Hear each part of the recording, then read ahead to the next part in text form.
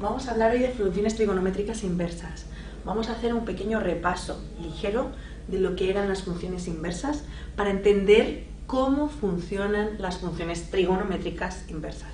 Hagamos un pequeño esquema.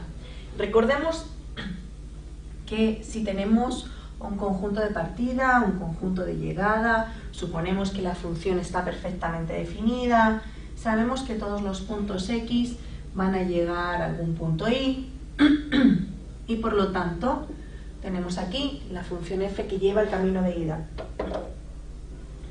Además, vamos a tener ahora la función inversa que va a hacer el camino opuesto. Fijaos en lo siguiente. Esta función f-1, ¿qué hace? Lleva el y al x. Es decir, nuestro esquema a seguir va a ser el siguiente.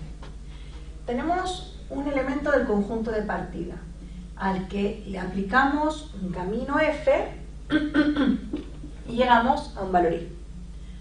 ¿De acuerdo? Ahora, ¿qué le hacemos a este valor y? Que lo podemos llamar de dos formas. Lo podemos llamar f de x, lo podemos llamar y. Lo que vamos a hacer a este numerito va a ser aplicarle el camino de vuelta, el f-1. Por lo tanto, ¿qué vamos a tener? Que f-1 se lo vamos a aplicar al y, escrito como f de x, y el f-1 se lo vamos a aplicar al y como lo conocemos, como y. Y cuando hacemos esto, ¿qué pasa? ¿A dónde va el f-1 de y? Fijaos. Si hago del x, vamos al y, del y, volvimos al x. Por lo tanto, ¿quién es este f-1 de y? Va a ser x. Por lo tanto, nuestro esquema siempre va a ser que el x va a ser lo mismo que hacer f-1 de y. Esto va a ser siempre que apliquemos una función y su inversa. Siempre es lo mismo. Vamos a pensar cómo se aplica esto a las funciones trigonométricas. Para eso vamos a tomar un ejemplo como la función seno. Vamos a entender cómo funciona la función seno y vamos a ver qué pasa con la inversa. Después vamos a tomar un ejemplo y vamos a ver cómo aplicar este concepto. Vamos a ello. Tenemos entonces este esquema. Vamos a ver qué pasa con la función seno. Dibujemos la función seno. La función seno, si tenemos aquí nuestro eje de coordenadas, recordemos, tanto para la función seno como para la función coseno, como para la función tangente, siempre sobre el eje X vamos a colocar los valores de los ángulos, sobre el eje Y vamos a colocar los valores que resultan de aplicar la función trigonométrica al ángulo. Entonces, para este caso, nuestro ángulo va a ser X, y aquí vamos a tomar la función seno de x. Sabemos que aquí vamos a colocar los ángulos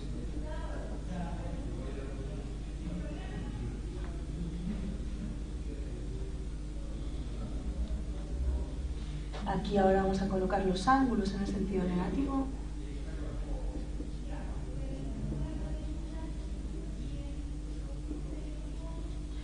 Y aquí vamos a tomar los valores máximo y mínimo para la función seno, que son el 1 y el menos 1.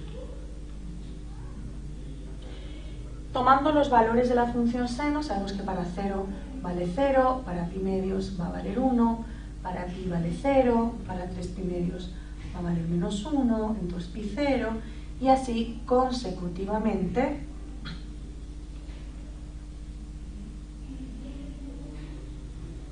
Entonces, nos queda la curva aproximada a la función seno. Para poder hacer esta función invertible, tiene que cumplir las condiciones necesarias para ello. Es decir, en este caso vamos a tomar aquel intervalo donde la función es invertible. Es decir, aquel intervalo donde con valores distintos de la x no repetimos ningún valor de la y. Nos vamos a quedar con este recuadro. Como nos quedamos con este recuadro, entonces ahora vamos a restringir la función seno. Nuestra función seno, por lo tanto, ¿qué va a hacer? La función seno va a ir desde los ángulos que están desde menos pi medios a pi medios hasta los valores reales entre menos 1 y 1.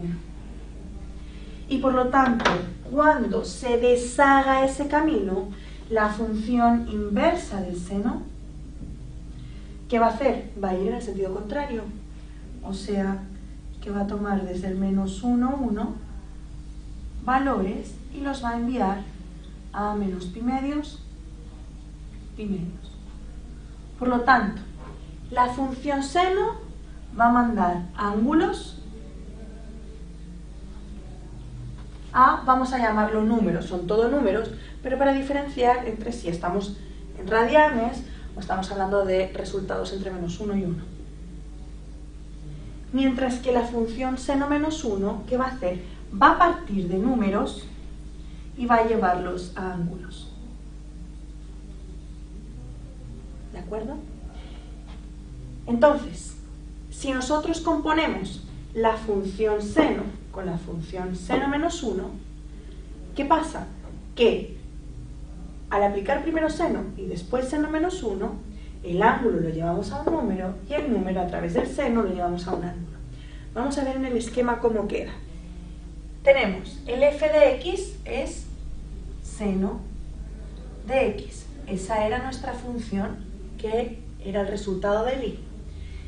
Le aplicamos la función inversa del seno, o sea, seno menos 1 del seno de x. Y eso va a ser el seno menos 1 de lo que llamamos i. ¿Pero a quién es igual? El seno menos 1 de i dice que va al seno menos 1 del seno de x. ¿Y eso quién era? Era el mismo x. Por lo tanto, x va a ser igual al seno menos 1 de i. Ahora, esto por lo tanto es un ángulo que va a un número entre menos 1 y 1 para el seno. Esto es el seno del ángulo, por lo tanto esto ahora es un número. O sea, el seno menos 1 está aplicado a un número. El seno menos 1 está aplicado a un número. ¿Y qué es el resultado del seno menos 1? Un ángulo.